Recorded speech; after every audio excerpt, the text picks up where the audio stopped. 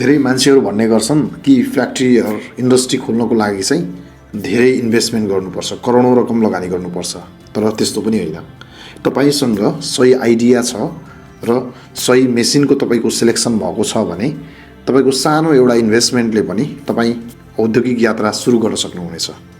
आज हामी तपाईँहरूलाई त्यस्तै एउटा औद्योगिक यात्राको भ्रमण गराउँदैछौँ, जहाँ हामी तपाईँहरूलाई एउटा सानो ओइल प्रेस मेसिनले कसरी काम गर्छ र कसरी यसले एउटा उद्यमी जन्माउन सक्छ भन्ने रमाइलो कथा प्रस्तुत गर्छौँ। हाम्रो भिडियो अन्त्यसम्म हेरेर साथ दिनुहोला। यो मेसिनलाई चाहिँ सेटअप गर्नु पर्दाखेरि चाहिँ त्यति धेरै ठुलो स्पेस पनि चाहिँदैन। जस्तै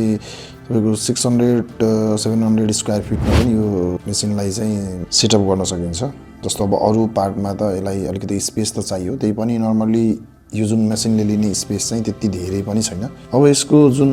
हामीले एउटा भनौँ न प्रफिटको हिसाबले चाहिँ कतिको प्रफिटेबल बिजनेस हुनसक्छ त यो भनेर एउटा नर्मल्ली एउटा एस्टिमेटेड निकालेका छौँ होइन। जस्तो तपाईँको भनौँ न 1000 केजी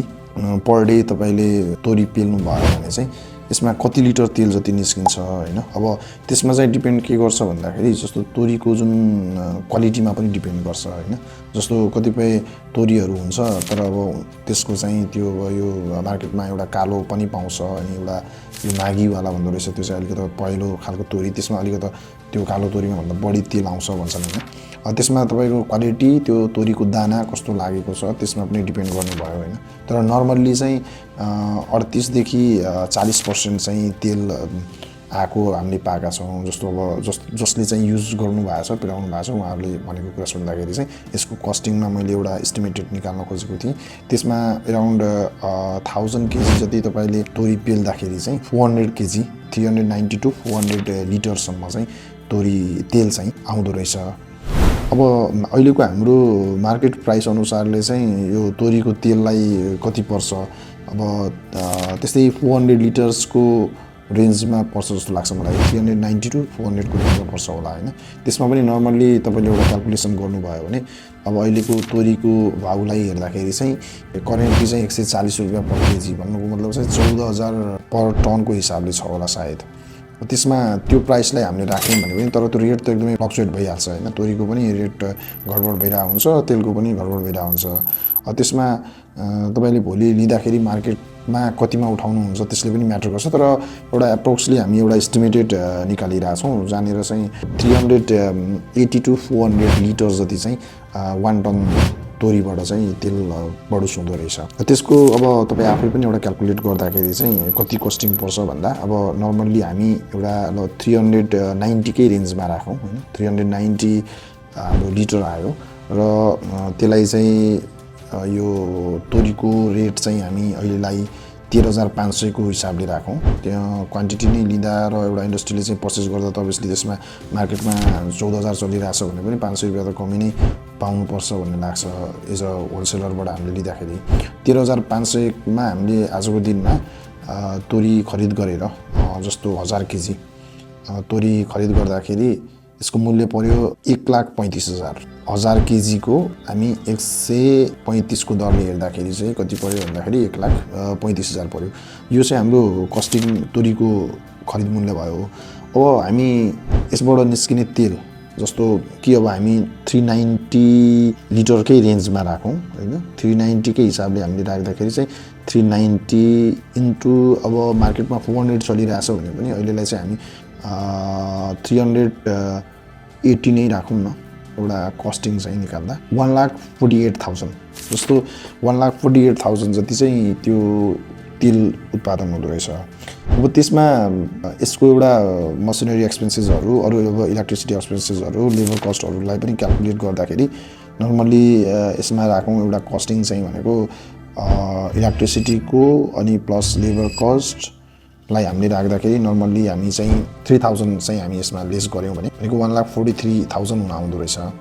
त्यसमा अर्को बेनिफिट भनेको फेरि हामीसँग त्यो पिना पनि हुन्छ नि, त्यसलाई पिना के भन्छ खली। अब त्यो चाहिँ जति हामीले फेरि त्यसलाई पनि फेरि त्यसको पनि एउटा कस्ट पर्छ नै मार्केटमा होइन। त्यसको पनि डिमान्ड राम्रो छ गाईबस्तुलाई खुवाउन अनि यो एउटा अर्ग्यानिक मलहरू बनाउन विभिन्न ठाउँहरूमा चाहिँ युज गरिरहेको हुन्छ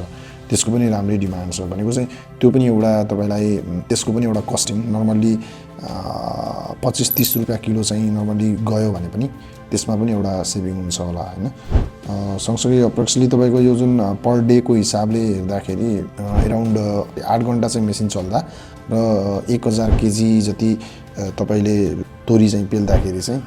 मेसिनले चाहिँ 5000 जति चाहिँ रिटर्न दिँदो रहेछ यो हिसाबले सरस्वती हेर्दाखेरि होइन एउटा एस्टिमेटेड कस्ट हो योभन्दा बढी पनि तपाईँहरूले यसबाट प्रफिट सेभिङ गर्न सक्नुहुन्छ होइन त्यो कुराहरू चाहिँ अब गर्दै जाँदाखेरि फेरि कतिपय कुराहरू चाहिँ भन्नुभन्दा प्र्याक्टिकल्ली गर्दाखेरि चाहिँ त्यसमै बढी हुन्छ त्यसलाई हामीले त्यही भएर एउटा राउन्ड फिगरमा एउटा एस्टिमेटेड कस्ट क्यालकुलेट गरेको हो यसबाट एउटा हामी चाहिँ हाम्रो देशमा प्रायः चाहिँ सबै चिजहरू भनौँ न सानोदेखि ठुलो चिजहरू सबै हामी इम्पोर्ट गरेर आउँछौँ कि हामी थर्ड कन्ट्री अब इन्डिया बढी त इन्डिया भनौँ न ओभरअल्ली यस्तो फुड आइटमहरूमा चाहिँ मलाई लाग्छ 70% त इन्डियाबाटै आउँछ होला त्यसमा सबै हामी चाहिँ सानो सानो चिजहरू पनि हामीले इम्पोर्टै गर्छौँ कि हामी इम्पोर्टमै रमाइरहेको छौँ हामी ट्रेडमै रमाइरहेको छौँ कि खासमा हामी कहिले पनि इन्डस्ट्री फोकस हुन सकेनौँ अब हुन चाहिँ गभर्मेन्टको पोलिसी पनि त्यो खालको नबन्या हो कि त्यो खालको इन्भाइरोमेन्ट नभएको हो कि र मान्छेलाई त्यो खालको इनर्जी पनि आएन कि आज म इन्डस्ट्री गर्छु र सानै भए पनि केही न केही चिज उत्पादन गर्छु भन्ने खालको त्यो एउटा मेन्टालिटी नै बन्न सकेन कि त्यहाँनिर हामी सबैको कमजोरी छ जस्तो लाग्छ होइन एउटा गभर्मेन्टले पनि त्यो खालको पोलिसी र एउटा इन्डस्ट्रीलाई प्रोत्साहन गर्ने खालको कुनै त्यस्तो खालको पोलिसी बनाउन सकेन र हामी पनि जहिले पनि त्यो एउटा रेडी टु इटवाला प्रडक्टमै हामी रमायौँ कि तर एउटा प्रोडक्सनको फेरि आफ्नै एउटा कथा हुन्छ प्रोडक्सन गर्नु आफैमा एउटा चाहिँ रमाइलो पक्ष पनि हुन्छ होइन त्यसले गर्दाखेरि चाहिँ अब हामीले सानो सानो मेसिनबाट पनि एउटा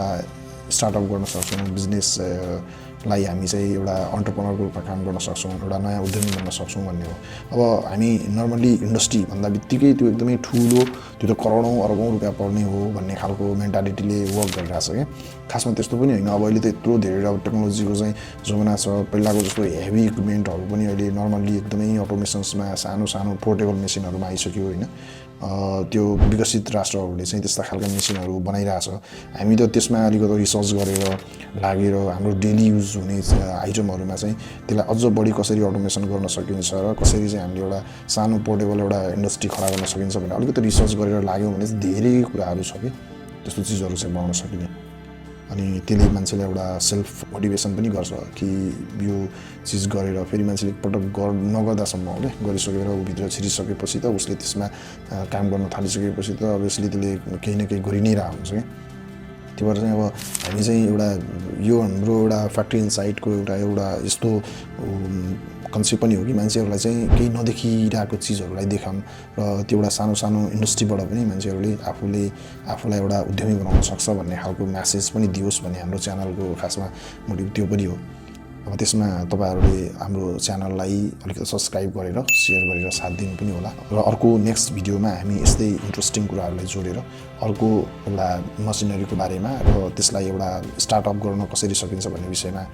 अर्को भिडियो लिएर फेरि हामी नेक्स्ट भिडियोमा भेट्ने नै छौँ नमस्ते you are watching factory inside